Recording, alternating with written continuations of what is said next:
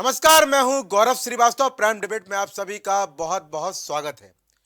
आज की चर्चा बड़ी महत्वपूर्ण है क्योंकि आज लगातार बयानबाजी पर चर्चा करने वाले हैं।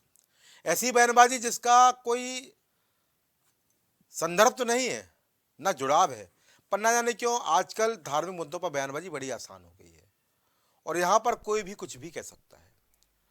तमाम तरह के बयान आते, तमाम तरह की व्यवस्थाएं आती और तमाम तरह के कार्यक्रम के माध्यम से भी ये बयान लाए जाते हैं। अभी बयान नीति है, रणनीति है, व्यवस्था है या जानबूझ के की जा रही है, या एक एजेंडा है जो पार्टियां लेके चल रही हैं। हम एक ऐसे नेता की बात करने जा रहे हैं जो लगातार बयानों के बाद चर्चा में है। ये ओबीसी नहीं, बल्कि यहाँ पर हम बात करने जा रहे हैं स्वामी प्रसाद मौर्य की।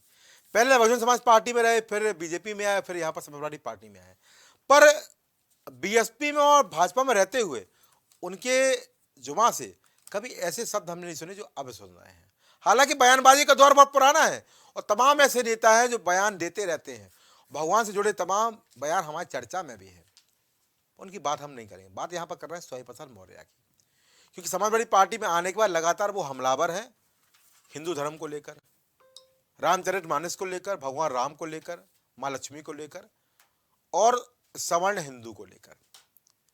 कभी रामचरितमानस के दोहों में गलती बताते हैं, कभी पतियां जलाई जाती हैं, तो कभी यहाँ पर माँ लक्ष्मी के चार हाथों पर सवाल उठाते हैं, तो कभी बोलते हैं कि भगवान राम क्या निर्जीव है जो उनकी प्राण प्रतिष्ठा की जा रही है, वो कहाँ चले गए थे जो उनको लाया जा रहा है। और यहाँ तक कि उन्होंने ये भी कहा कि सवर्ण हिंदू ओबीसी SC ST का आरक्षण खाने का प्रयास कर रहे हैं।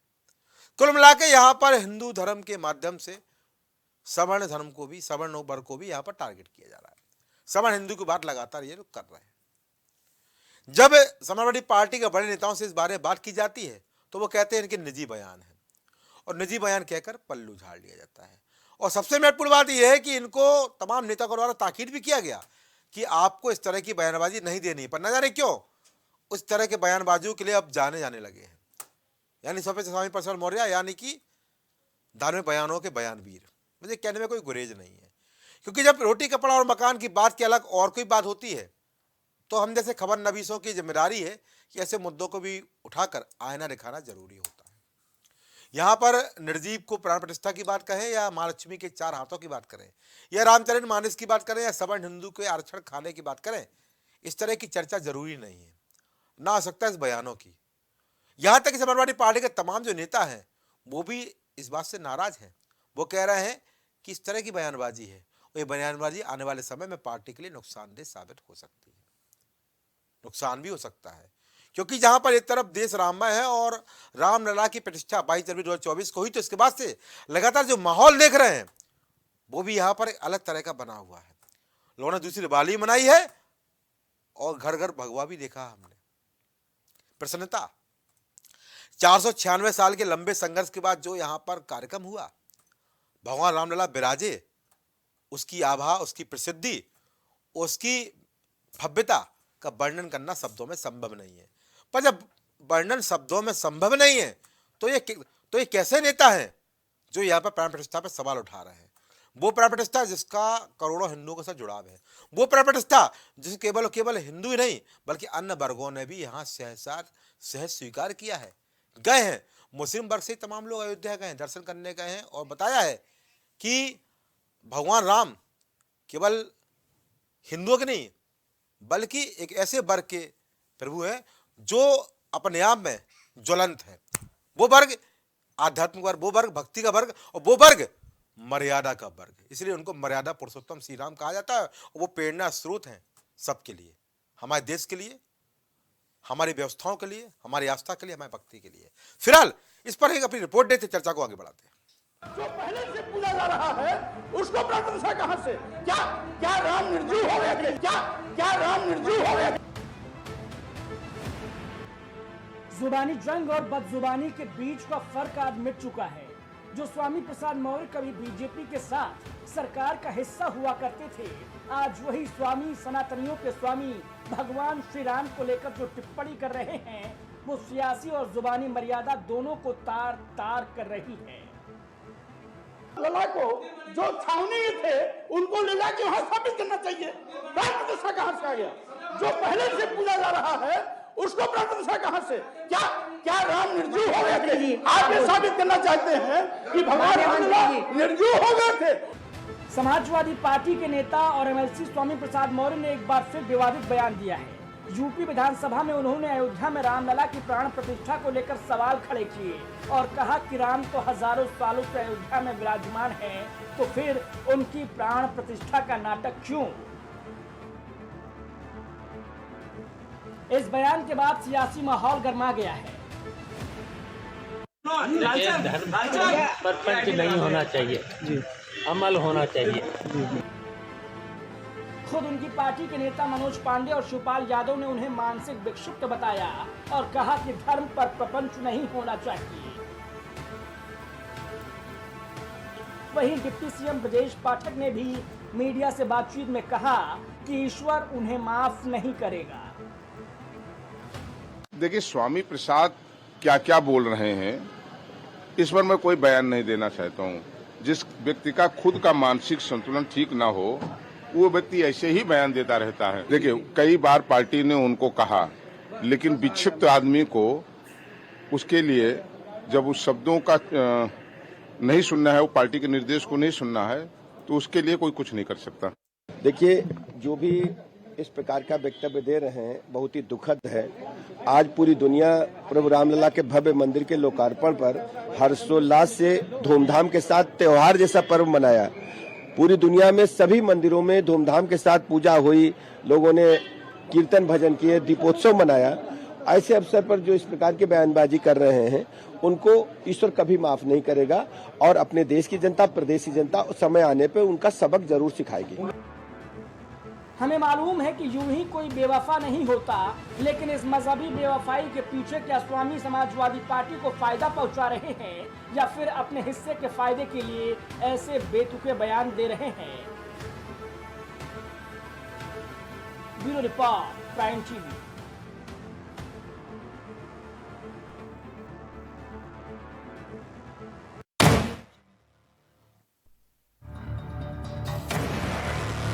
तो महत्वपूर्ण चर्चा वैसे हमारे साथ मेहमान जुड़ चुके हैं। भारतीय जनता पार्टी से शशिकांत तिवारी अपना पक्ष रखेंगे, समाजवादी पार्टी से आरपी राजन जी अपना पक्ष रखेंगे, आम आदमी पार्टी से हमारे साथ प्रखर श्रीवास्तव जुड़े हुए हैं, प्रवक्ता हिंदू महासभा से यहाँ पर मोहित राज जी हमारे साथ मौजूद है और वरिष्ठ पत्रकार रूप में हमारे साथ पंकज रस्तोगी जी इस कार्यक्रम में मौजूद है। आप सभी का इस कार्यक्रम में बहुत बहुत स्वागत है।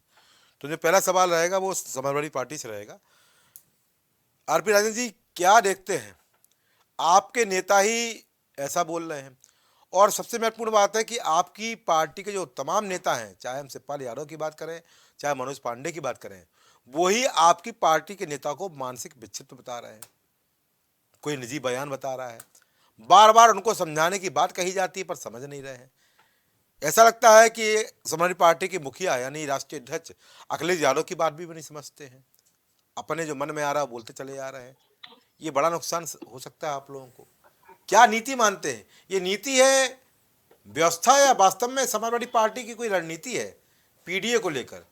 क्योंकि यहाँ पर जिस तरह से रोका नहीं जा रहा है, कहीं ना कहीं प्रश्न उठने लगा है कि ऐसा तो नहीं जानबूझकर हो रहा है, एक सोची समझी साजिश है, ये नीति है, ये रणनीति है चुनाव को लेकर। जी आरपी राजन जी मैंने सवाल पूछा, जवाब आपको देना जी।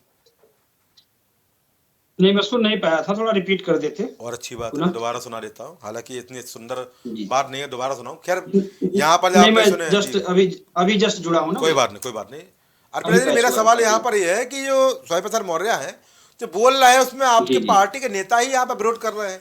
मनोज पांडे विरोध किए हैं, शिवपाल सिंह यादव विरोध किए हैं, और इसके पहले भी हमने देखा है जब वो बयान देते हैं तो आपके पार्टी के बड़े बड़े नेता बोलते हैं निजी बयान है। तो ऐसा नहीं लगता कि यह जानबूझ की नीति है, ये एक व्यवस्था है, साजिश है इस तरह की बातों करने की? क्योंकि अगर राष्ट्रीय अध्यक्ष की बात भी अगर वो नहीं मान रहे हैं तो कहीं ना कहीं ये नीति है, रणनीति है 24 चुनाव को लेकर। देखिए गौरव जी,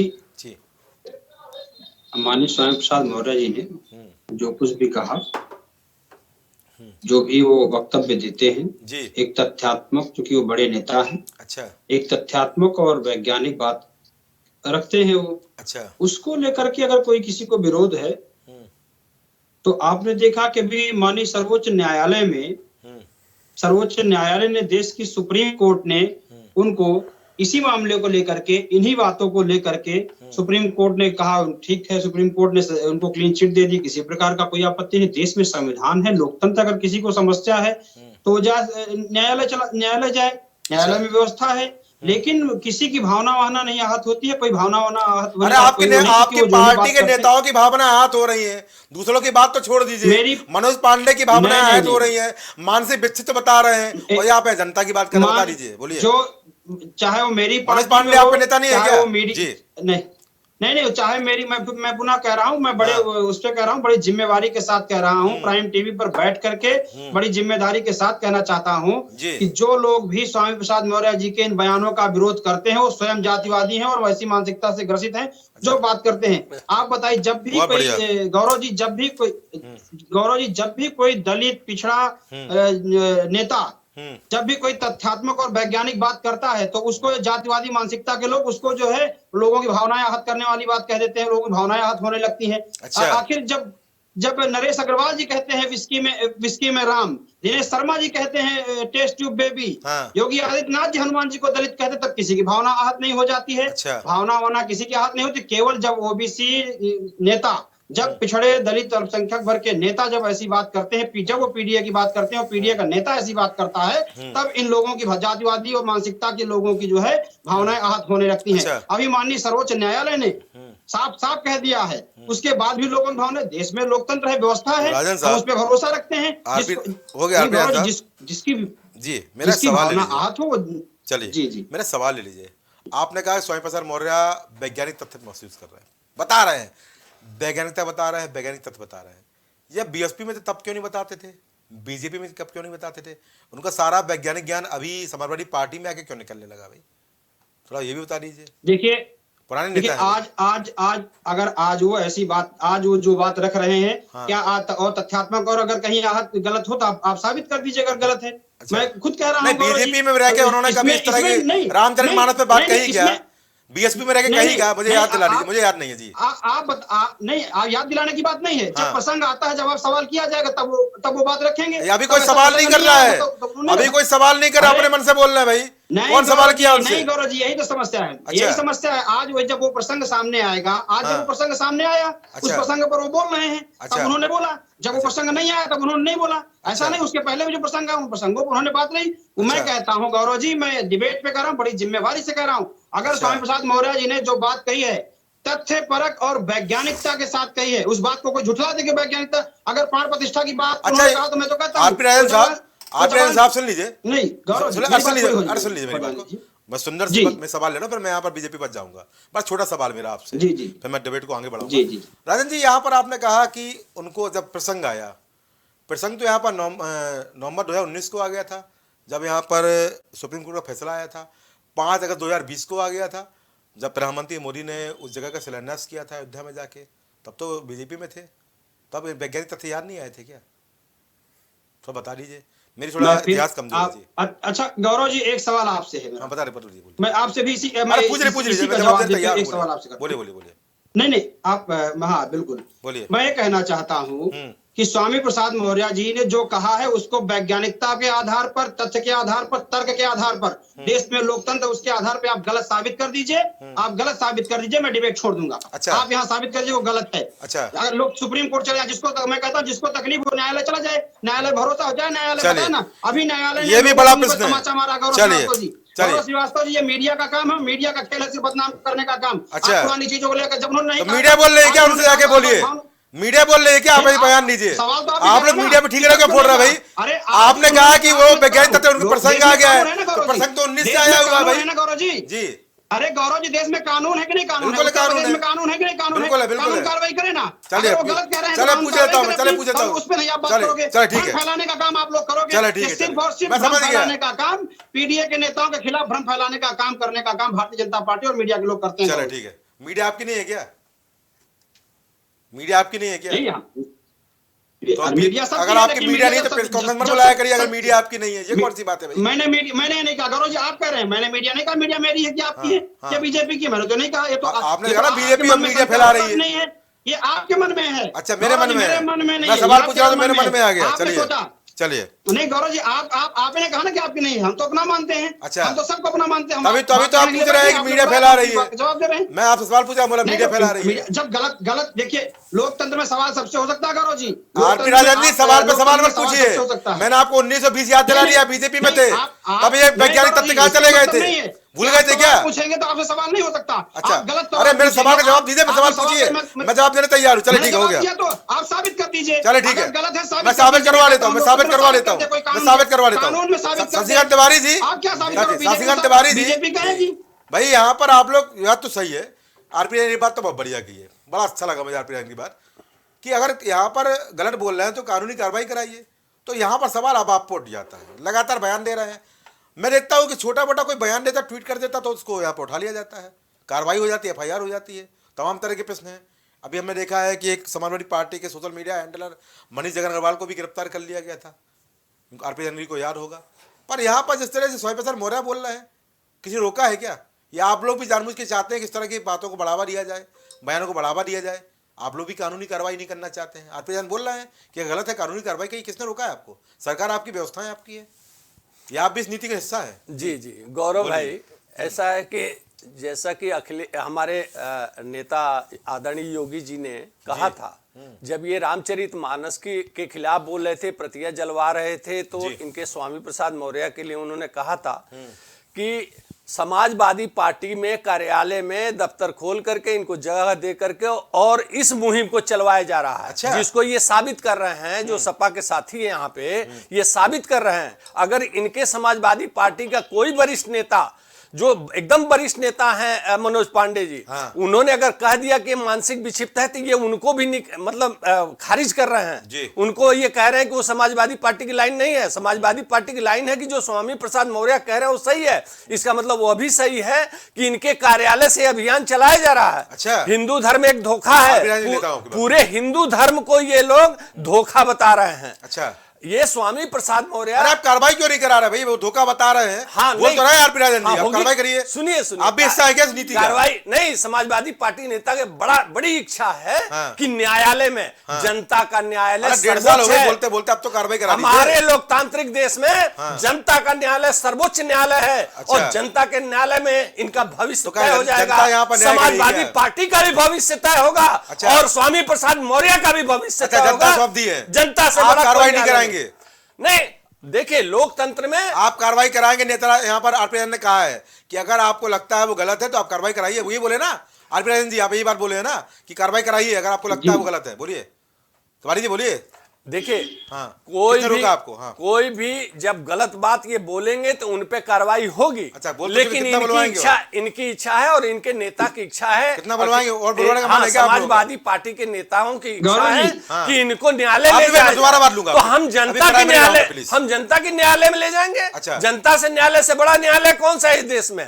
लोकतंत्र में सबसे बड़ा न्यायालय जनता का न्यायालय है और इनका भविष्य तय होगा और शुरुआत हो चुकी है। समाजवादी पार्टी के नेता ही बताने लगे हैं कि ये मानसिक विक्षिप्त आदमी है और जनता में जाते जाते जनता इनको बता देगी कि मानसिक विक्षिप्तों का स्थान कहां होता है, पहुंचा देगी जनता। ठीक है, आप कार्रवाई ना करिए, चलिए आप कार्रवाई मत करिए, जनता के बीच ले जाइए। चलिए ठीक है। हमारे प्रवक्ता हिंदू महासभा मोहित राज जी, बयान सुन लिया आपने और आरपी राजन का सपोर्ट भी सुन लिया आपने। भाई यहाँ पर उन्होंने खुलाआम कह दिया है कि वैज्ञानिक तथ्य प्रस्तुत किए। उन्होंने ये भी कहा है कि अगर किसी को दिक्कत हो तो न्यायालय की शरण में जाए। किसने मना किया है? कार्रवाई कराए, किसने मना किया है? बोले भाई मोहित राज जी, कार्रवाई कराएंगे? समाजवादी वाले भाई साहब भी जुड़े थे और भारतीय जनता पार्टी जी के दोनों के वक्तव्यों को मैंने सुना। मैं एक सवाल पूछना चाहता हूँ और इनको बताना भी चाहता हूँ। बोल लीजिए। कि स्वामी प्रसाद मौर्य ने ना वेद पढ़ा, ना शास्त्र पढ़ा, ना पुराण पढ़ा, ना उपनिषद पढ़ा, ना कठोपनिषद पढ़ा, ना श्रीमद् भगवत गीता पढ़ा, ना रामचरितमानस का रा पढ़ा। वो आकर के सनातन धर्म के संस्कृति पर सवाल उठा रहे, पहली बात जी। दूसरी बात, जितना वैज्ञानिक तर्क स्वामी प्रसाद मौर्य अब कुछ बीते दिनों में सनातन धर्म पर दे रहे हैं, क्या ये तर्क तथाकथित समुदाय विशेष के लोगों के लिए भी क्या दे सकते हैं? दूसरी बात जी, सिर्फ सनातन धर्म को महाराज अगर टारगेट करोगे तो आज की स्थिति यह है समाजवादी पार्टी में। मैं साफ कहना चाहता हूं कि जब नाश मनुष्य पर छाता है, पहले विवेक मर जाता, और जब उसका बुद्धि और उसका विवेक काम करना बंद कर देता है, जब व्यक्ति विवेक शून्य हो जाता है, तभी उस व्यक्ति के मुखारबिंद से ऐसे वक्तव्य निकलते इनका एक एजेंडा है सनातन धर्म के संस्कृति पर कुठाराघात करना और सनातन धर्म के संस्कृति को टारगेट करना, क्योंकि इनके पास मुद्दा कुछ बचा नहीं है। ऐसे मुद्दों को देकर के, ऐसे बयानों को देकर के, ऐसे वक्तव्यों को देकर के मीडिया में बने रहना। तो मैं साफ कहना चाहता हूं महाराज कि जो राम के अस्तित्व पर सवाल उठाएगा उसके अस्तित्व का पतन हो जाएगा। और मैं समाजवादी पार्टी पर क्या बोलूं, आप लोग देख ही रहे हैं स्थिति क्या चल रही है। आने वाले समय में जो कुछ थोड़ा बहुत बोल पा रहे हैं संभवतः ये बोलेंगे नहीं। दूसरी बात, अगर ये जवाब दें, क्या जो वक्तव्य इन्होंने सनातन धर्म पर दिया है, क्या यही वक्तव्य समुदाय विशेष के लोगों के ऊपर दे सकते हैं? अन्य पंथ संप्रदाय मत मजहब पर इनका विज्ञान कहां मर जाता है? आज तो सनातन धर्म पर बोलना हो तो बड़े बड़े राजनेता आज वैज्ञानिक बड़े फिर रहे हैं। और ये तो ना घर के हैं ना घाट के हैं महाराज। ये बसपा में थे, फिर ये बीजेपी में आए, तो घाट घाट का पानी पी करके अब जो है सपा के घाट पर आकर के बैठे हैं। और अगर समाजवादी पार्टी इनको ऐसे बयानों पर भी संरक्षण प्रदान करती है तो आने वाले समय में अब जनता बताएगी कैसे लोगों के साथ और ऐसे वक्तव्य देने वाले लोगों के साथ क्या किया जाए। मोहित राज जी, मेरा सवाल यहाँ पर है, आपने सनातन धर्म की बात की, आपने हिंदू देवी देवताओं की बात की, आपने धर्म की बात की। तमाम पिक्चरें बनती हैं, उसमें भगवान का मखौल उड़ा दिया जाता है, उनके पात्रों के साथ यहाँ पर खिलवाड़ की जाती है, खराब शब्दावली का उपयोग किया जाता है। और एक कई फिल्में हैं, आपको मैं कहते नाम गिनाने की आवश्यकता नहीं पड़ेगी, आपको याद होगी, अभी चर्चा में लगातार आई। एक सवाल मेरा ये हो गया, वहां पर भी एफआईआर की बात होती है, होती नहीं है, कार्रवाई होती नहीं है। तो यहाँ पर आप इतनी बड़ी बड़ी बातें बोलते हैं, तो यहाँ पर कार्रवाई की जड़ में वो भी आते हैं जो भगवान के नाम के साथ खिलवाड़ कर रहे हैं, और कार्रवाई की जड़ में अगर यहाँ पर स्वामी प्रसाद मौर्य की बात करते तो वो भी आते हैं। तो आपको कार्रवाई से रोका किसने है? क्या केवल डिबेट के माध्यम से अपना यहाँ पर उग्रता दिखाएंगे, अपनी गंभीरता दिखाएंगे? आप लोग कार्रवाई के लिए आगे क्यों नहीं बढ़ते हैं? क्या यहाँ पर आदि पुरुष के जिन्होंने डायलॉग लिखे हैं, जिन्होंने संपादन किया है, जो निर्देशक हैं, उनके खिलाफ कोई कार्रवाई हुई? क्या माँ काली फिल्म को बनाने वाले के खिलाफ कोई कार्रवाई हुई? क्यों कार्रवाई नहीं होती है? क्यों यहाँ पर कार्रवाई नहीं करते हैं? क्यों यहाँ पर केवल ज्ञापन के माध्यम से अपना खेद व्यक्त करते हैं? जबकि आपको पता है कि अगर सोशल मीडिया के माध्यम से कोई ऐसा ट्वीट करता है या कोई ऐसी फिल्म बनाता है तो उसको तत्काल कार्रवाई की जड़ में लिया जाता है। आपको कार्रवाई से किसने रोका है? बीजेपी ने बोल दी है यहाँ पर कि हम जनता के बीच ले जाएंगे। अब जनता के बीच लेके क्या करें मुझे पता नहीं। फिलहाल कार्रवाई की बात बीजेपी ने यहाँ पर नहीं कही है, कब कार्रवाई करेगी। यहाँ पर आपने भी बात की है, बड़ा रोष जताया है स्वामी प्रसाद मौर्य पर और आरपी राजन पर। कार्रवाई करने में किसने रोका भाई आपको? केवल यहाँ पर अपनी बात कहेंगे, कार्रवाई के लिए इतना दर्द अगर आपको है तो कार्रवाई करने के लिए कब आगे बढ़ेंगे भाई? या वेट करेंगे, इंतजार करेंगे? मैं साफ तौर पर कहना चाहूंगा कि अगर भारत एक लोकतांत्रिक देश है, भारत संविधान से चल रहा है, तो यहाँ पर भारतीय संस्कृति पर अगर कोई कुठाराघात करता है तो पूर्णतया भारत सरकार उसके ऊपर कार्रवाई करेगी, सेंट्रल गवर्नमेंट करेगा। चलिए बोलिए। जी बिल्कुल बिल्कुल। अभी आपने फिल्मों की बात की थी, तो आपने देखा होगा कि जो पिछले समय में उमर शेख बाबर, हुमायूं, अकबर, शाहजहां, जहांगीर, औरंगजेब, बहादुर शाह जफर, मीर बाकी, मीर कासिम, सिराजुद्दौला, तैमूर लंग, मोहम्मद गौरी, और अगर देखा जाए खिलजी की विचारधारा को प्रदर्शित कर रहे थे सिनेमा हॉल में, उनकी स्थिति क्या? अच्छा, जो भी, चाहे वो निर्माता हो, चाहे निर्देशक हो, चाहे पॉलिटिशियन हो, चाहे अभिनेता हो, अगर कोई भी व्यक्ति सनातन धर्म के संस्कृति को टारगेट करेगा तो महाराज जनता भी बताएगी और देखा जाएगा तो हाई कोर्ट और सुप्रीम कोर्ट भी बताएगा। ठीक है, चलिए। जो जिस माध्यम से समझेगा उसे उस माध्यम से समझाया जाएगा। रास्ता चाहे संवैधानिक होगा या सांस्कृतिक, रास्ता दोनों तय करेंगे। ठीक है, धर्माचार्य सांस्कृतिक रास्ता तय करेंगे, संवैधानिक पदों पर धर्माचार्यों को बयान आया किया कुछ नहीं। चलिए ठीक है, धर्माचार्यों को बयान आए, पर यहाँ पर जनता ही कुछ करेगी या फिर सुप्रीम कोर्ट और हाई कोर्ट स्वतः संज्ञान ले लेंगे, जिससे हमारे सौहार्द बना रहे। फिलहाल यहाँ पर और लोगों से मुझे उम्मीद कम है। मैं प्रवक्ता हमारी पार्टी में जाऊँगा। फिकर भाई, आरपी जी आपकी बात लेता हूँ सेकंड राउंड में। जी फिकर भाई, क्या कहेंगे? आपको दर्द हुआ कि नहीं हुआ? या आप भी समर्थन में जाएंगे? जी फिकर श्रीवास्तव। गौरव भाई, सबसे पहले आपको नमस्कार और आपके दर्शकों को मेरा नमस्कार। जी बोलिए।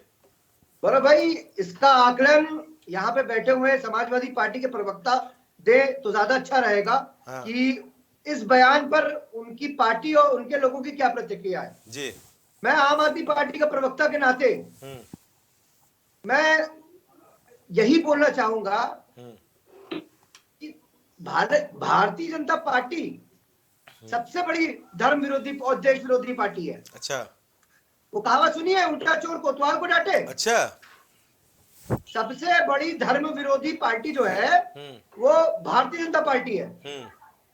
और ये मैं ऐसे नहीं बोल रहा हूं, मैं इनके नेता के द्वारा दिए गए बयानों से और इनकी समय समय पर इनके द्वारा जिस तरीके से धर्म का, सनातन धर्म का मजाक बनाया गया है उसके तथ्यों को बोल रहा हूं।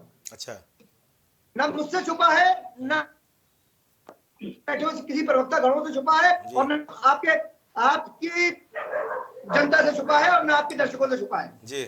किस प्रकार से भगवान श्री राम मंदिर के निर्माण में किस प्रकार से चंदा चोरी करी गई। 5 मिनट के अंदर 1.5 करोड़ की जमीन 18.5 करोड़ की बेची गई जी।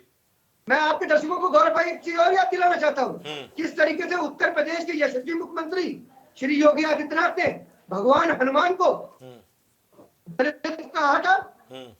किस तरीके से उत्तर प्रदेश के उप मुख्यमंत्री, आजकल तो वो राज्यसभा गए हुए हैं, सदस्य हैं, वहां पे सांसद नियुक्त हुए हैं, उन्होंने सीता माता को टेस्ट ट्यूब में भी कहा था जी। किस तरीके से मध्य प्रदेश के पूर्व मुख्यमंत्री शिवराज सिंह चौहान ने भगवान राम को कहा था कि भगवान राम का अवतार है इस वक्त इस देश में, जो इस वक्त है वो मोदी जी है, और अमित शाह को लक्ष्मण जी, हनुमान जी बताया था। अच्छा,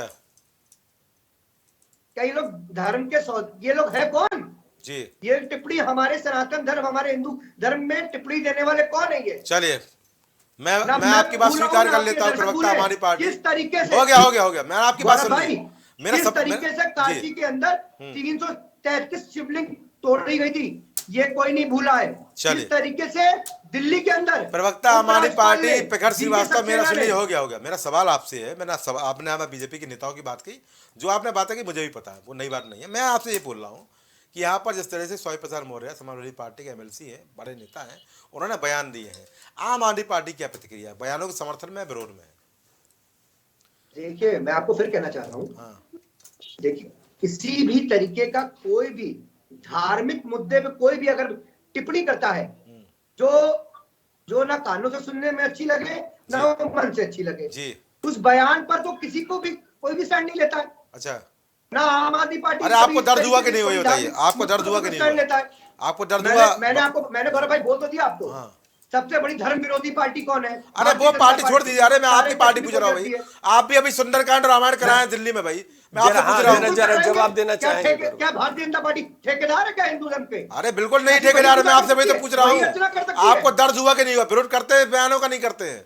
मैं कह तो रहा हूँ गौरव भाई आपसे कि यहाँ पर समाजवादी पार्टी के प्रवक्ता बैठे हुए हैं, वो आकलन ज्यादा अच्छा देंगे। अरे आप अपनी राय तो बताएंगे मेरे भाई प्रखर श्रीवास्तव जी। बिल्कुल, राष्ट्रीय पार्टी के प्रवक्ता हैं आप, बताइए ना, विरोध करते हैं या समर्थन करते हैं? गौरव भाई, किसी भी प्रकार पे कोई भी धार्मिक टिप्पणी देता है उसको कोई भी राजनीतिक दल स्वीकार नहीं करता है। चले ठीक है, विरोध कर दिया, चले ठीक है। मैं फिलहाल पंकज रस्तों के बाद जाऊंगा, उसके बाद मैं बयान लूंगा। पंकज भाई जी, वरिष्ठ पत्रकार है, तमाम चीजों को देखते रहते हैं, क्या आकलन है आपका? नीति है, व्यवस्था है, रणनीति है, या वास्तव में एक अलग तरह के वैज्ञानिक तथ्य? जवाब आप दे दीजिए।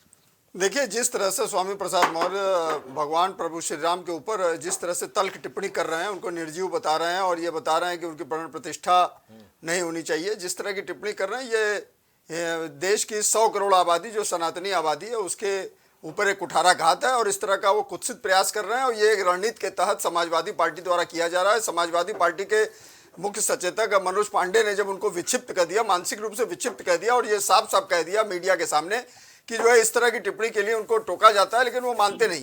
तो सवाल यह है कि इस बात का परोक्ष अप्रत्यक्ष रूप से अखिलेश यादव का समर्थन प्राप्त है। किसी भी पार्टी, बिल्कुल निश्चित रूप से मान के चलिए, किसी भी पार्टी का, वो एक राष्ट्रीय पार्टी के, एक क्षेत्रीय पार्टी जो है समाजवादी पार्टी के, वो राष्ट्रीय महासचिव हैं और एमएलसी हैं, और इस तरह की बातें करते हैं, वो वैज्ञानिक तथ्य बताते हैं। पहले वो बहुजन समाजवादी पार्टी में थे, तब वैज्ञानिक तथ्य नहीं सामने आए, और उसके बाद जब बीजेपी में तब नहीं सामने आए। आज प्राण प्रतिष्ठा होने के बाद वो रामायण की चौपाइयों पे उंगली उठाते हैं और प्रभु श्री राम के ऊपर, इस प्राण प्रतिष्ठा के ऊपर उंगली उठाते हैं। तो ये निश्चित रूप से मान के चलिए ये समाजवादी पार्टी की एक वृहद रणनीति है। 2024 के चुनाव को देखते हुए एक रणनीति का हिस्सा, उसी रणनीति के तहत स्वामी प्रसाद मौर्य बयान दे रहे हैं। क्योंकि अखिलेश यादव का अगर समर्थन न होता अप्रत्यक्ष रूप से, तो वो इस तरह का बयान नहीं देते। और अगर इस तरह का होता, अगर वो चाहते तो इस पे तुरंत रोक लग सकती थी, लेकिन इस तरह की कोई रोक का वो नहीं करते हैं, वो पल्ला झाड़ लेते हैं। और जबकि समाजवादी पार्टी के वरिष्ठ नेता मनोज पांडे स्पष्ट रूप से कह रहे हैं कि वो मानसिक रूप से विक्षिप्त हैं और उनको कई बार टोके जाने पर भी वो नहीं मानते हैं। ये सब क्या है? ये निश्चित रूप से मान के चलिए गौरव जी कि एक ये कुठाराघात है और ये वो दिखाने का प्रयास हो रहा है कि 2024 के चुनाव में मुस्लिम आबादी के पोलराइजेशन के लिए, उनके वोट के पोलराइजेशन के लिए ये सब रणनीति अपनाई जा रही है। लेकिन ये रणनीति उनके लिए घातक सिद्ध होगी और देश की जो बहुतायत आबादी है, हिंदू सनातनी आबादी है, उसका इनको खामियाजा भुगतना पड़ेगा। इससे इनकार नहीं किया जा सकता। पिछली बार तो 5 सीट 2019 में लाए थे। अगर इसी तरह बयानबाजी जारी रहे और अखिलेश यादव ने इस पर अंकुश नहीं लगाया तो ये निश्चित रूप से मान के चलिए उसका नुकसान समाजवादी पार्टी को उठाना पड़ेगा। मेरा सवाल, आपने यहाँ पर रणनीति बता दी, अखिलेश यादव की बता दी जी, बता रही समर्थन है, बाकी के समर्थन नहीं लगता क्या आपको? जो कार्रवाई नहीं करे, जो बोल रहा है जनता के बीच ले जाएंगे, न्यायालय नहीं जा रहा है, FIR नहीं करा रहे हैं, तो यहाँ पर अगर आप परोक्ष समर्थन की बात करते हैं तो बीजेपी के क्या कहेंगे?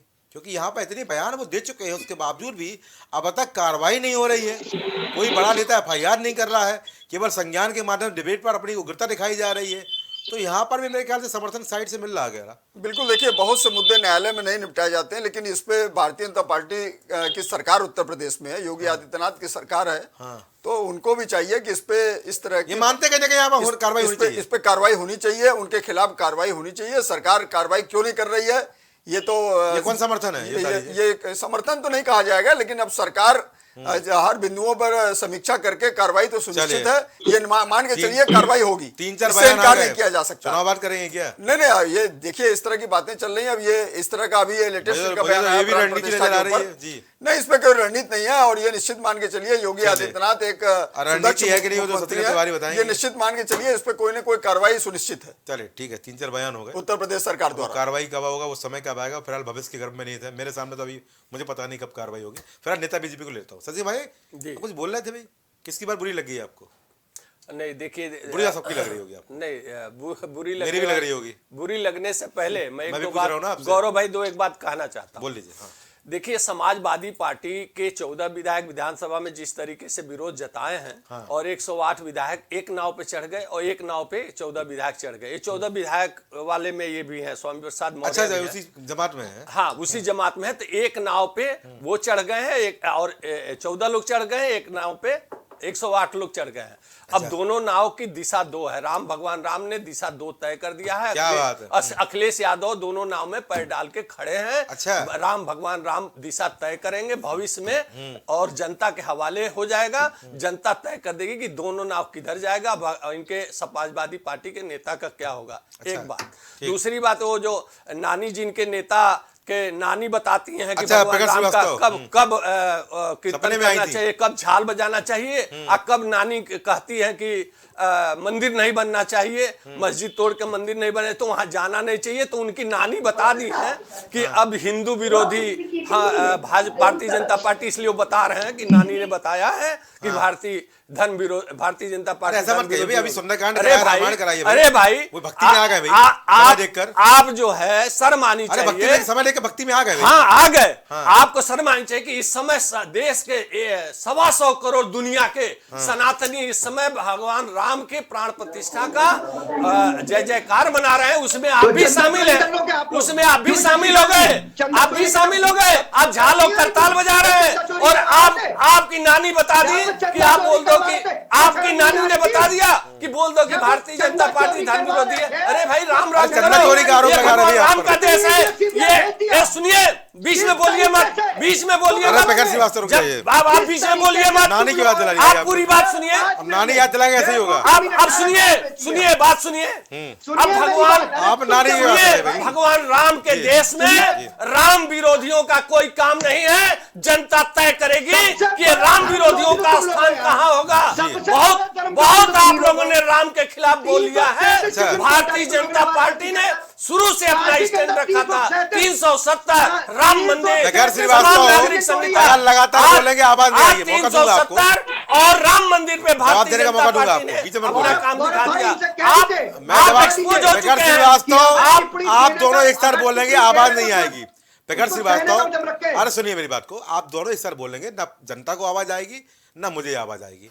बारी बारी बोलिए, मौका फकपट दूंगा, समय है मेरे पास, बोलिए बोलिए। देखिए शशिकांत जी, पूरा देश राममय हो गया है। राम की जय जयकार कर रहा है। पूरा उत्तर से दक्षिण, पूरब से पश्चिम, क्या बात है। सारा राज्य, सारे राज्य, हमारे जितने देश के राज्य हैं, जितने शहर हैं, जितने गांव लोग राम राम कर रहे हैं, राम की जयकार कर रहे हैं। अयोध्या की भीड़ देखिए, लाखों की भीड़ आ रही है, जिसको पूरी सरकार इसमें तन्मयता से उनकी व्यवस्था कर रही है, दर्शन करा रही है। आपको समझ में नहीं आ रहा है, राम का विरोध करेंगे, राम के खिलाफ बोलेंगे, जनता आपको पहुंचा देगी वहीं जहां ये मनोज पांडे जी ने बताया है कि ऐसे लोगों का स्थान कहां होना चाहिए। आप लोग वहीं जाने वाले। चलिए हो गया, चलिए प्रखर हो गया, प्रखर आपका हो गया, मैं मौका लूंगा। फिलहाल मैं हो गया, आप लोग प्लीज, आप लोग लगातार मत बोलिए। सबसे बड़ा धर्म विरोधी हो गया प्रखर जी, हो गया, प्लीज। आप प्रधान साहब बोलेंगे, राजन साहब बोलेंगे। राजन जी बोलिए, क्या बोल रहे हैं? भगवान राम के नाम हो गया। प्रखर श्रीवास्तव, समाजवादी पार्टी साथी बोल रहा है। प्रखर श्रीवास्तव जी हो गया है, समाजवादी पार्टी साथी बोल रहा है भाई, प्लीज बोलिए। गौरव जी जी, गौरव जी पे सबकी बात का एक एक करके जवाब दे दीजिए। हाँ बोलिए। आदरणीय बीजेपी के प्रवक्ता का भी, वरिष्ठ पत्रकार का भी मैं जवाब देना चाहता हूँ। जी बोलिए। मैं पूछना चाहता हूँ, मैंने जो पहले बात कही थी, जब भी कोई पीडीए का नेता ऐसी बात, जब तथ्यात्मक और वैज्ञानिक बात कहता है तो भारतीय जनता पार्टी के लोगों की और इन लोगों की भावनाएं आहत हो जाती है। लेकिन क्या बीजेपी का स्टैंड क्लियर है कि नरेश अग्रवाल पर ये बोलेंगे? क्या आदरणीय दिनेश शर्मा जी जो पूर्व मुख्यमंत्री हैं, राज्यसभा सांसद हैं, उस पर क्या बोलेंगे वरिष्ठ पत्रकार जी और बीजेपी के प्रवक्ता महोदय? और क्या माननीय योगी आदित्यनाथ जी ने हनुमान जी को जो दलित कहा, क्या उस पर ये लोग बोलेंगे या बोलने की हिम्मत रखते हैं, हिमाकत करते हैं? नहीं बोलेंगे। उससे किसी की भावना आहत नहीं होती, उससे कोई करोड़ों लोग आहत नहीं होते हैं, उससे किसी की कोई भावना आहत नहीं होगी। लेकिन जब पीडीए का नेता ऐसी बात बोलेगा, तथ्यात्मक और वैज्ञानिक बात बोलेगा, तो ये लोग तथ्यात्मक और वैज्ञानिक क्यों बोल रहे हैं? तो लोकतंत्र में पीडीए क्यों बोल रहा है? समाजवादी पार्टी नेता बोलिए भाई, पीडीए क्यों बोल रहा है? सुन लीजिए, मैं समाजवादी पार्टी का नेता, पिछड़ा दलित अल्पसंख्यक जब बोलता है तो मैं समझ रहा हूं आपकी नीति चल रही है, मैं समझ रहा हूं नीति चल रही है। ठीक है, आप करेक्ट कर दे। हमारे नेता हमारे दलित पिछड़े वर्ग के नेता जब बोलते हैं तब लोगों की भावनाएं आहत हो जाती है, गौरव भाई। लेकिन जब ये लोग बोलते हैं तो क्या इनका स्टैंड क्लियर, इस पर कोई प्रतिक्रिया इनकी आ सकती है? क्या विरोध जताएंगे, क्या बोलना चाहते हैं, खिलाफ कार्रवाई करने की बात करेंगे? गौरव भाई कंप्लीट करने दीजिए प्लीज, लेट मी कंप्लीट, मुझे पूरा कर देने दीजिए। उसके बाद दूसरी चीज, भारतीय जनता पार्टी के प्रवक्ता ने कहा कि हम जनता की अदालत में जाएंगे।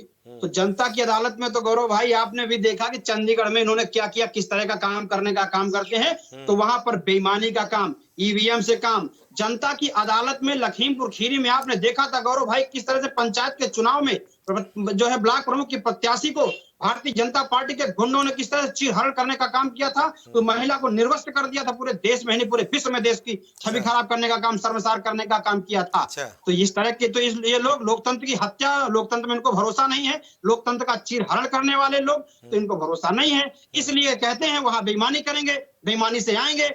कि तो माननीय देश के सर्वोच्च न्यायालय ने कहा कि लोकतंत्र का गला घोंटने का काम उस अधिकारी ने किया, भारतीय जनता पार्टी के लोगों ने किया है।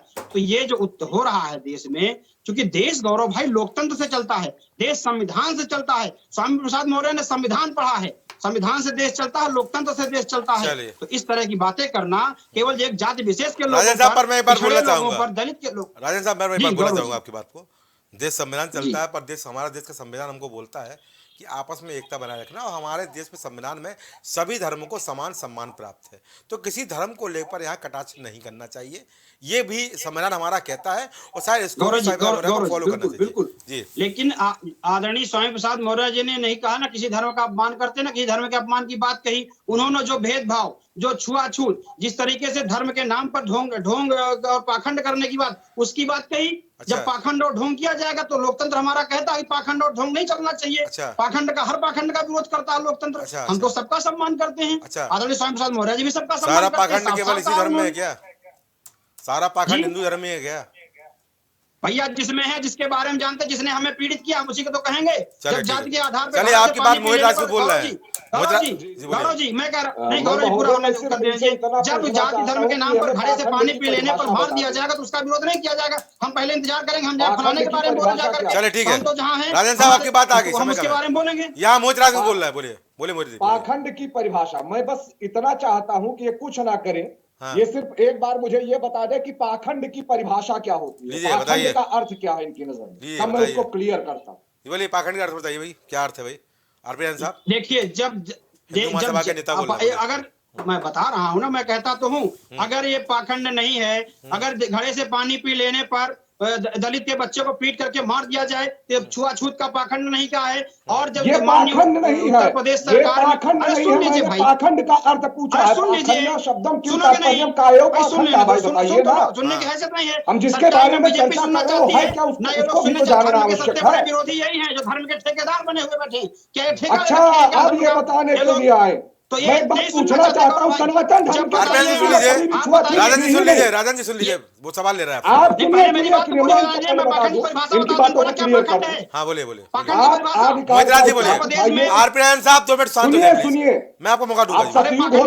मोहित राज बोल रहे हैं, चारों युगों को गिना दूंगा, उसके बाद आओगे तो वर्तमान की स्थिति को आपको बता दूंगा। अगर ये जो जिस छुआछूत की बात कर रहे हैं महोदय, मुझे एक बात बताइए जी। मेरा नाम मोहित राज मिश्र है, वैसे मैं जातिवादी नहीं हूं, राष्ट्रवादी हूं, कभी किसी को जाति नहीं बताता हूं, लेकिन इनको बताऊंगा जी।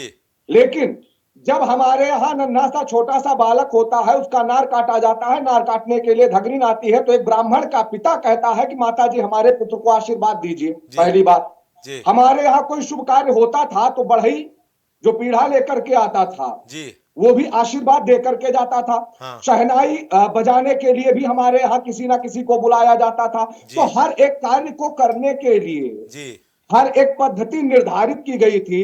अगर उस समय छुआछूत था तो नार काटने वाले व्यक्ति कैसे आशीर्वाद दे रहे हैं? बिल्कुल। पीढ़ा लेकर के बढ़ई आ रहा था, उसका कैसे सम्मान हो रहा था? शहनाई बजाने का भी कार्य किसी को दिया गया था, उसको कैसे सम्मान प्रदान किया गया था? अगर छुआछूत था तो भगवान राम ने शबरी के जूठे बेरों को क्यों खाया था? और अगर भारतीय संस्कृति में छुआछूत था तो निषाद राज को भगवान राम ने बराबर बिठा करके गले क्यों लगाया था? मुझे बताइए। क्या बात, बोलिए आप जवाब दीजिए।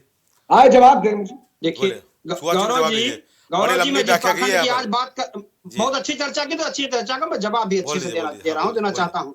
अगर वो पाखंड आज नहीं है तो उत्तर प्रदेश में पढ़े लिखे, आप बताइए, सरकार बदलने के बाद गौरव जी उत्तर प्रदेश में मुख्यमंत्री आवास को गौमूत्र और गंगा जल से धुला जाता है। इसीलिए को पिछड़े थे, दलित पिछड़ों के छोड़ने के बाद गौमूत्र आप डालने का काम करोगे, ये पाखंड नहीं है तो और क्या है? मैं कहता हूं तो कौन सी वैज्ञानिक तर्क के आधार पे प्राण प्रतिष्ठा डाली जा सकती है? वो जवान जो बॉर्डर पे शहीद हुआ था, अगर प्राण प्रतिष्ठा कर दी जाए, प्राण जीवित कर दिए जाए, मैं कहता तो हूँ, क्या लोकतंत्र इसकी इजाजत देता है? क्या संविधान में है? क्या अगर ये पाखंड नहीं है तो और क्या है?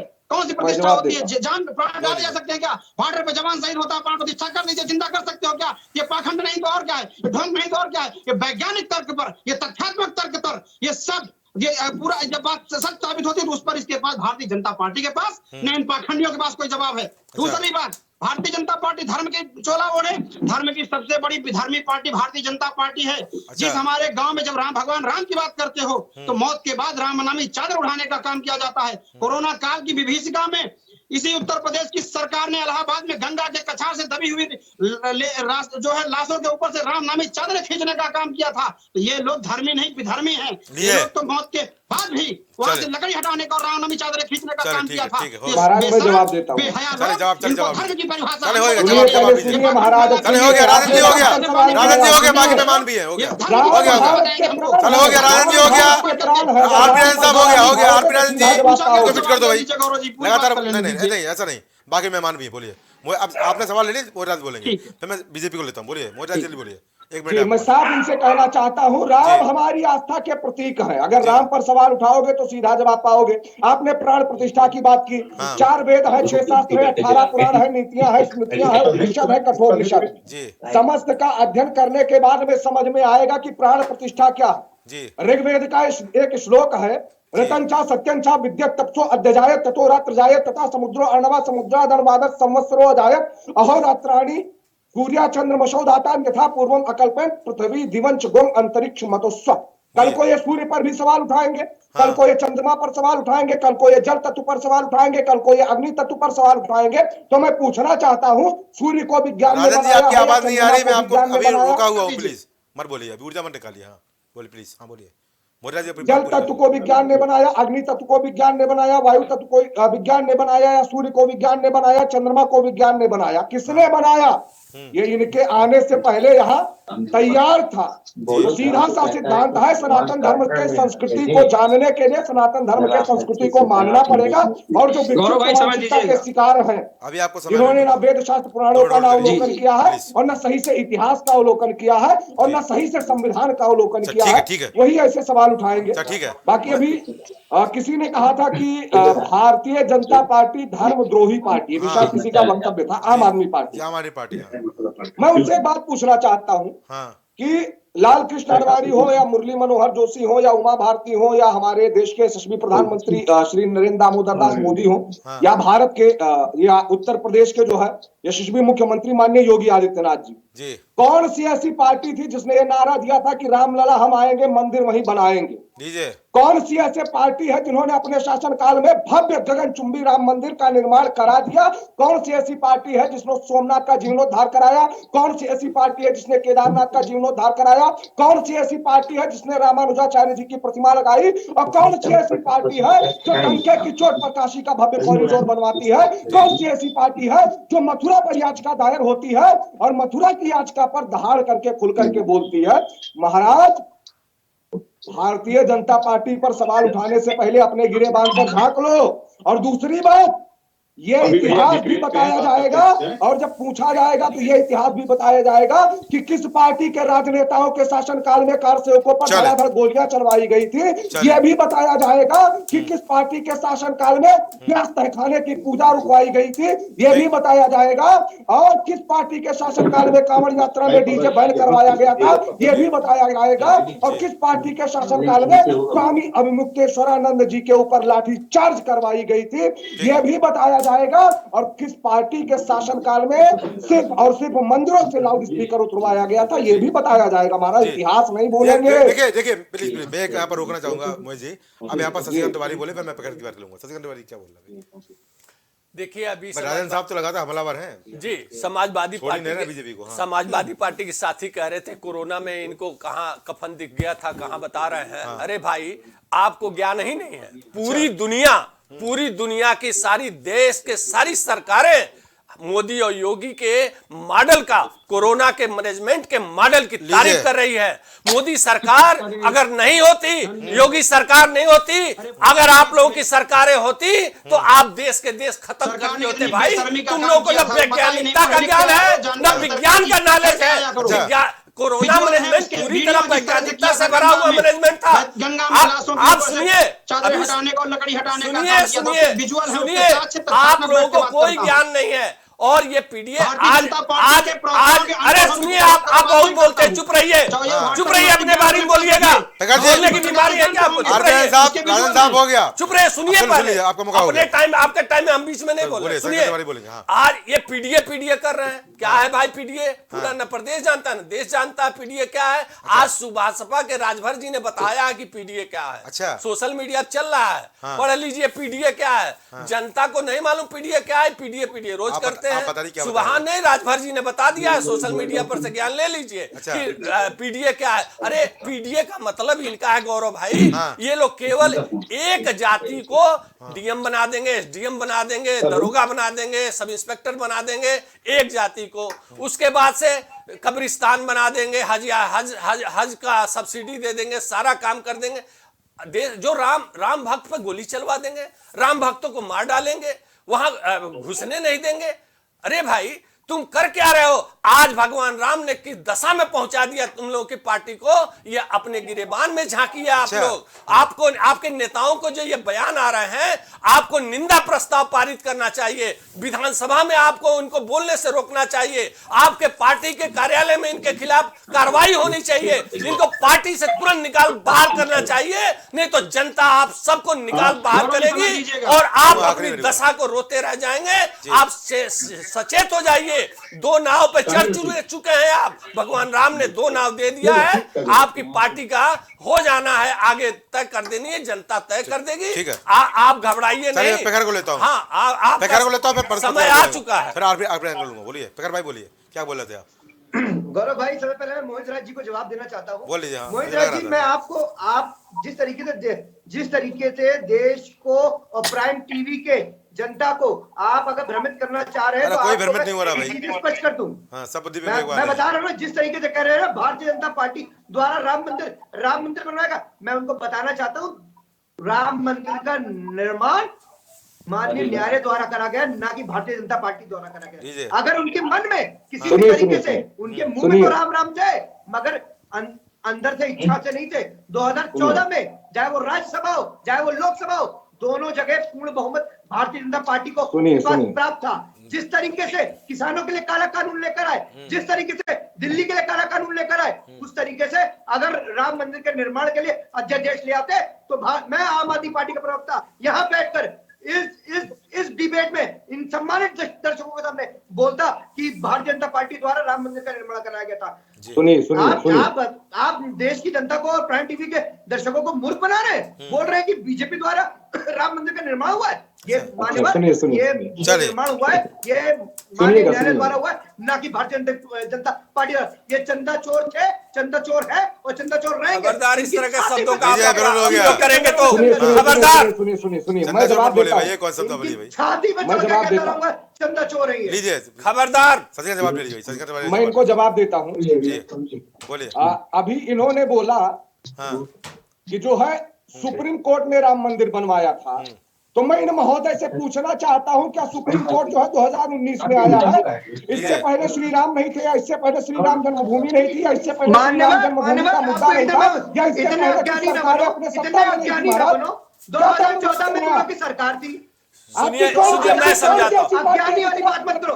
अरे भाई, कैसे अगर भारतीय जनता पार्टी 1949 से लेकर के चले हो गया, आप लोग हो गया। पंकज बोलेंगे, चले हो गया। मैं आप लोग मौका लूंगा। प्लीज हो गया, आप लोग हो गया। अरे आप लोग उड़ जाएंगे, जाना सुनिए। अरे मुझे सबकी क्षमता पता है भाई, मुझे मत बताइए।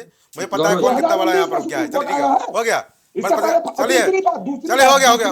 मोहित जी प्लीज, मैं रोकूंगा, प्लीज मोहित जी रोकूंगा। पंकज रस्तोगी बोले, मौका दूंगा आपको। पंकज जी बोलेंगे। चलो ठीक है, हो गया। पकड़ हो गया। देखिए, पंकज रस्तोगी बोले, पत्रकार बोलेंगे। बोलिए। देखिए, एक बात तय समझ लीजिए, जिस तरह से समाजवादी पार्टी ये कहती है कि दलितों की आवाज दबाने का काम भारतीय जनता पार्टी करती है और इस तरह की बात बोलती है, तो समाजवादी पार्टी वो बात भूल गई कि 2022 के विधानसभा चुनाव में एक दलित की बेटी उन्नाव में जिसकी लड़की का शव फतेह बहादुर जो है उनके घर के अंदर से बरामद हुआ था, और उसकी मां जो है यहाँ पर अखिलेश यादव की लखनऊ आकर उनके काफिले के बाहर लेट जाती थी, उसको पुलिस बकायदा हटा देती थी। अंत में वो योगी आदित्यनाथ के पास गई। योगी आदित्यनाथ ने उसके बाद कार्रवाई करते हुए फतेह बहादुर जो समाजवादी पार्टी के नेता थे, उनके फतेह बहादुर यादव उनके समाजवादी पार्टी के नेता थे, उनके घर के उनके अहाते के अंदर से उस लड़की का शव बरामद हुआ। तो दलितों की बात करने वाली और दलितों की आवाज दबाने वाली समाजवादी पार्टी क्या बात करेगी? और रहा सवाल इस चुनाव की बात, 2014 में 6% मुसलमानों ने एनडीए को वोट किया था,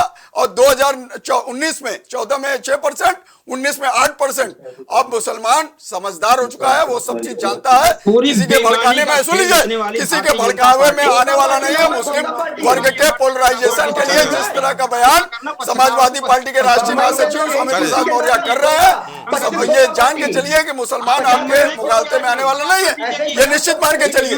और इस तरह की टिप्पणी ऐसा मत करिए कि आपका सुपड़ा साफ हो जाए। ये निश्चित मान के चलिए कि अभी तो 5 सीटें थी, पता लगा 1 सीट भी ना बचे।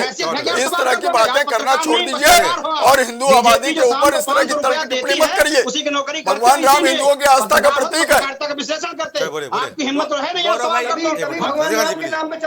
साहब दोबारा बोले, क्या बोल रहे हैं? आप ले पाओगे। मैंने सवाल किया था, दिनेश शर्मा पे इनकी हिम्मत नहीं, सवाल कर दे। नीरज अग्रवाल पे इनकी हिम्मत नहीं, योगी आदित्यनाथ पे इनकी हिम्मत नहीं है, सवाल कर दे। अगर हिम्मत थी तो बताइए ना, यूनिवर्सिटी के अंदर बेटी का बलात्कार किया भारतीय जनता पार्टी के गुंडे, आईटी से जुड़े हुए बच्चे थे, लड़के थे, वो सलाखों के पीछे हैं। जो जिन लोगों ने जो किया, उस सलाखों के पीछे उन पर कार्रवाई हुई।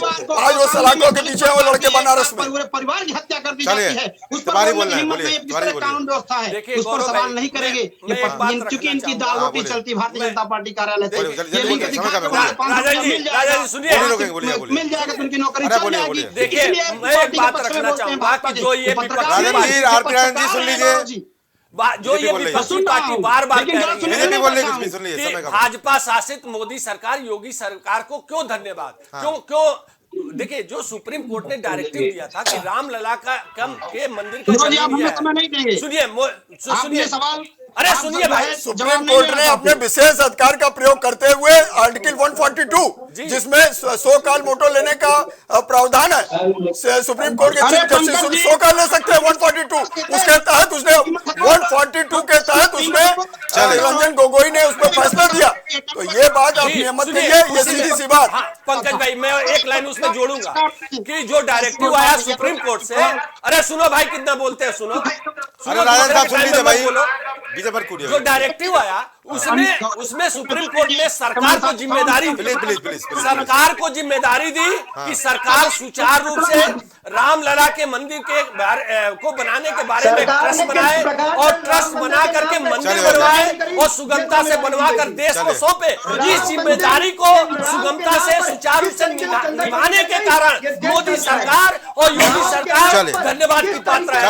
ये परेशान है। चलो डिबेट ओवर हो गया भाई, हो गया। चलिए आप सभी का हो गया भाई, ऊर्जा आ गई, ये ऊर्जा रोड पर दिखाई अच्छा लगेगा मुझे। आप सभी का महत्वपूर्ण चर्चा में समय जुड़ने के लिए बहुत धन्यवाद। चर्चा बड़ी महत्वपूर्ण थी और यहाँ पर जमकर ये दूसरे के ऊपर आरोप लगाए। सबने यहाँ पर तमाम बातें की और सबने यहाँ पर अपनी अपनी बातें भी रखी और ये भी बताया कि किस तरह यहाँ पर क्या हो रहा है। कोई वैज्ञानिक तथ्य की बात कर रहा है तो कोई अपने आप को सही साबित कर रहा है, अच्छी बात है। सही साबित करना, तथ्य बताना अच्छी बात है, पर संविधान की बात करते हुए आपको यह भी समझना पड़ेगा कि हमारे देश का संविधान बोलता है कि हमारे संविधान में सभी धर्मों को समान सम्मान प्राप्त है। आप किसी धर्म को लेकर टिप्पणी नहीं कर सकते, ये हमारा संविधान नहीं बोलता है, ना हमारा संविधान बताता है। हमारा देश धर्मनिरपेक्ष देश हो, यहाँ पर सभी धर्मों को जब समान अधिकार और सम्मान प्राप्त है तो केवल एक ही धर्म को लेकर वैज्ञानिक तथ्य बताने वाले आप होते कौन हैं? हमारे देश की संस्कृति आपसी सौहार्द की गंगा जमुनी है। इस संस्कृति को बनाए रखना हम सबका कर्तव्य है और धर्म भी है। धर्म आस्था भक्ति सद्भाव के लिए होता है। धर्म से वैज्ञानिक तथ्य को बताएंगे तो इस तरह की चर्चाएं चलती रहेंगी। अगर संविधान को मानते हैं तो हमारा संविधान बोलता है कि कम से कम अपने आप को दुरुस्त रखिए, अपने आप को ऐसी वाणी मत बोलिए कि किसी धर्म को यहाँ ठेस पहुंचे, क्योंकि हमारे यहाँ सभी धर्म हैं, हिंदू मुस्लिम सिख ईसाई सभी धर्म हमारे यहाँ हैं, जैन भी हैं बुद्ध भी हैं। तो केवल एक धर्म को लेकर वैज्ञानिकता बताना ये कहाँ की सभ्यता है और ये कहाँ की संस्कृति है। मजहब नहीं सिखाता आपस में बैर रखना, जब हमारा मजहब ही नहीं सिखाता है कि आपस में बैर रखें तो हम कब इस चीज़ों को कहते हैं, क्यों नफरत फैलाते हैं। बशीर बद्र साहब ने बहुत अच्छी बात कही है, आज भी याद आती है कि 7 बक्सों में बंद कर दो नफरतें, 7 बक्सों में बंद कर दो नफरतें। आज इंसान को मोहब्बत की ज़रूरत है बहुत, तो कम से कम नफरत कम फैलाइए, बात करिए। अगर चर्चा करनी है, बयान करने हैं, लड़ाई करनी है तो रोटी और कपड़ा और मकान पर चाहिए, उसी पर चलिए, उसी पर संघर्ष करिए, उसी पर लड़ाई करिए, तभी बेहतर होगा और तभी हमारे देश की तमाम व्यवस्थाएं सुधरती नजर आएगी। तो आज की चर्चा में इतना ही, नमस्कार।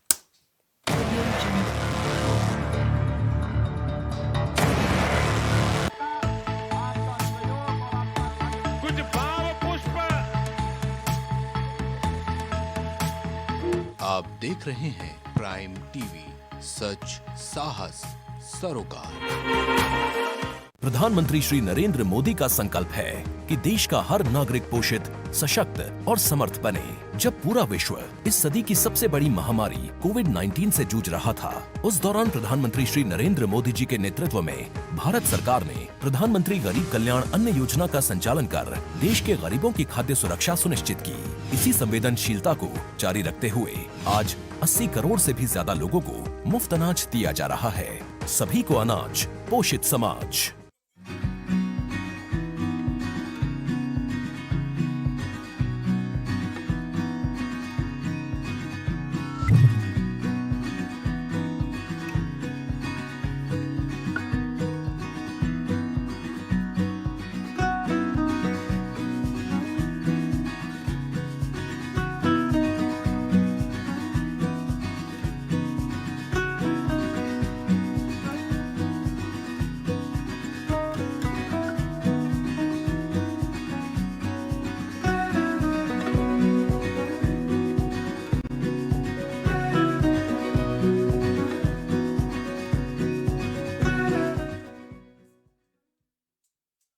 अगर आप करना चाहते हैं अपने बिजनेस को प्रमोट, तो इसके लिए आपको चाहिए होगा एक सपोर्ट। बेहतर स्क्रिप्ट, शानदार ग्राफिक्स, बेहतर विजुअल, दिखाएंगे कमाल, जानकारी पहुंचेगी जन जन तक, आपका काम करेगा धमाल। इन सभी चीजों के लिए अब ना हो परेशान। Brand promotion, motion designing and video editing, 2D और 3D animation, television telecasting, social media works, script writing जैसे कामों के लिए आज ही कांटेक्ट करें 9267925186 पर। इसी के साथ ही आप हमें जीमेल भी कर सकते हैं vikasproduction.gfx@gmail.com पर। छूट नहीं पाएगी अब यूपी की